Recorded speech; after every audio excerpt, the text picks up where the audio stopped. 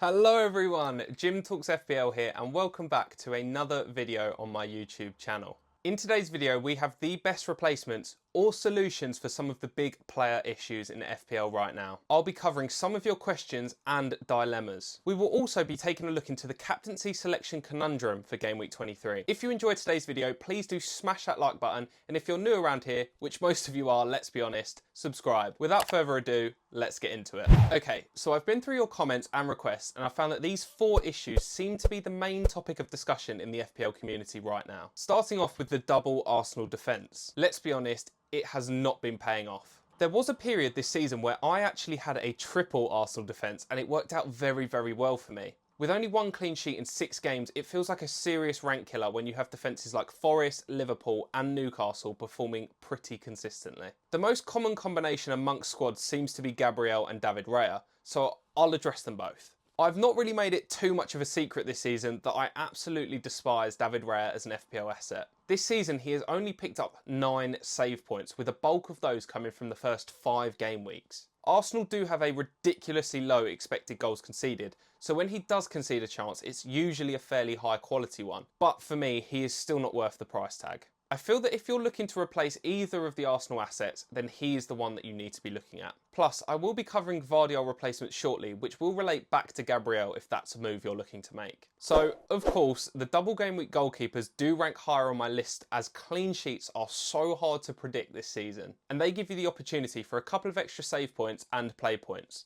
Out of the 2, I actually prefer Pickford as an asset right now. He's slightly cheaper at 5 million and has very decent fixtures up until about game week 30, which is when I would be looking to activate my wildcard and swap him out before they play Liverpool, Arsenal, Forest, City and Chelsea. One thing I quite like about Pickford is that he ranks very highly in the 2 most important categories for an FPL goalkeeper: overall points and saves. So he's the 2nd highest scoring goalkeeper overall this season and has made the 3rd most saves in the Premier League. He's also received the most bonus points for a goalkeeper, and he will play in the blank game week. Alisson is obviously nowhere near the points tally of Pickford this season, as he has missed a large portion of it due to injury. However, he is in a much better defence.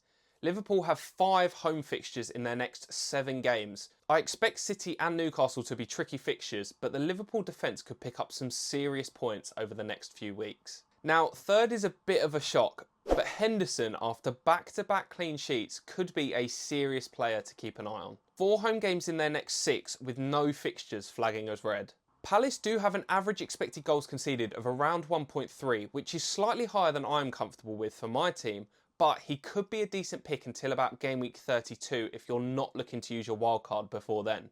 Now, in 4th, I have Sells, which could definitely raise some eyebrows as he has been the top performing goalkeeper this season. But we have to factor in that Nottingham Forest have some very tricky fixtures on the way: Bournemouth, Fulham and Newcastle away from home, and then Brighton, Arsenal and City at home. Even though Forest have picked up clean sheets against the big sides this season, those fixtures are worrying. And just to caveat, this is why I didn't make the move to Chris Wood last week. Forest's expected goals conceded has been creeping up over the last 5 weeks or so, so it's something we need to keep an eye on going forward. The headache that is Joao Pedro continues, as he's only returned twice in 8 games. Raul Jimenez also fits into this category, so let's take a look at some potential replacements, as neither have great upcoming fixtures and it's time to move on. I will keep budget in mind, but I will also be including some of the mid-price point strikers. My top 2 replacements are extremely close. In 1st, I'll go with Mateta after returning for the 3rd game week in a row. Eze was off the pitch when he took the penalty, so we still don't know who's the designated first choice taker, which is slightly annoying. Again, he has 4 home games in his next 6 and he's averaging a really nice expected goal involvements. It's been a mixed season for Mateta, where he has really struggled earlier on in the season, but he had quite a few games where he got close to 1 expected goal involvement and still blanked. So I feel like now he's starting to catch up with his own data. Another player with unreal fixtures until about game week 30 is Wissa. They play Palace, Tottenham, West Ham, Leicester and Everton in their next 5 games. 2 goals and 1 assist in his last 3, despite playing both Liverpool and City, show he is in fantastic form. I will personally be looking to bring in Mbeumo in game week 24, but Wissa is a fantastic alternative. So I hope you sat down, but Chris Wood is not going to feature in this list. I know he's a fantastic asset right now with 6 returns in his last 4. But Forest do have some very tricky fixtures coming up, And in FPL, it is so important to predict what players are going to do rather than jumping on the bandwagon once it's over. So in third and fourth, I have two double game week players. You could easily have had these in 1 and 2 just because of the double game week, but I thought that'd be a bit boring. If you want a Liverpool attacker, I think Cody Gakpo is still the player that you look at. If you want to go with an Everton forward, then a cheap option like Njai could be a diamond of a pick. So with Liverpool, we of course all know that there is quite a big risk when it comes to rotation, but Cody Gakpo does offer quite a lot of variation when it comes to goals. I suppose my only concern with him right now is that Darwin Núñez has just scored a brace which could affect his minutes. Njai looked electric against Tottenham. He has definitely flown under the radar a little bit this season due to a lack of returns, but he has been the shining light for Everton. With a new manager, a double game week, and he's guaranteed to play in the blank, he could be a fantastic short-term option for your teams. And I think he's probably the best entry point into an Everton attacking asset. Right, I'm going to fly through the double game week targets as realistically we have already mentioned quite a few of them in this video. So just because of price point, I actually prefer Konate as an option to Trent right now. Whereas after game week 26, you all will 100% be looking to sell Trent to fund moves elsewhere. It's probably the boring answer, but Pickford and Alisson are the second and third best players to bring in for the double game week, as they are guaranteed to play and have multiple routes to points. As it stands, I would look to bring in Cody Gakpo as my fourth option, but I am going to keep an eye on his minutes, as if Darwin Núñez keeps putting in good performances, Cody Gakpo could be subbed off a little bit earlier. I also wouldn't mind an Everton asset if you're looking to have 4 or 5 double game week players. If that's the case, Tarkowski or Njai are two good players that should not be overlooked for guaranteed minutes and a good entry point into the Everton team. I did not realise Gvardiol was so highly owned until it was flagged to me earlier today on Twitter. 20% of managers own him currently, with only 2 returns in his last 6.